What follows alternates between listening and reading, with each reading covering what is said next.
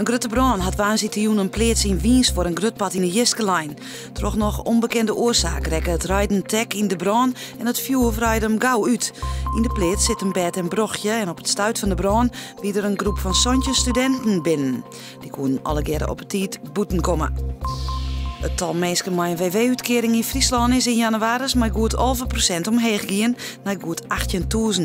De toename vindt plak in alle sectoren van de Friese economie, maar vooral in de financiële en zakelijke dienstverlening.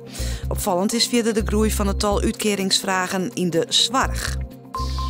De dreigt leegstaan of mogelijk zelfs sluiting van Friese verzorgings- en verpleeghuizen, omdat het Rijk wil dat oudere mensen langer thuiswezen blijven. De zorg in verzorgingshuizen verdwijnt op termijn, omdat ze net langer vergoeden wordt. Het nieuwe beleid zorgt ervoor dat van de 2000 huizen in ons land er 800 dichtgaan. Zegt je nieuwe volwoeksen bjem binnen van de mondplanten in het Julianenpark in Ljouwert. Ze binnen 8 en 10 meter hoog en komen uit Duitsland. Jeder dit hier binnen het al bjem in het Julianenpark voortellen. De nieuwe bjem binnen 25 jaar oud. Joen en vannacht vriest het 4 graden, het wordt bewolkt, maar er ben ik opklarings. Vreed zitten we in een koude lucht en wordt het oerdijs aan 1 of 2 graden. De sterke wind uit het noordesten wordt matig en vrij krachtig. Het viel erom kouder aan.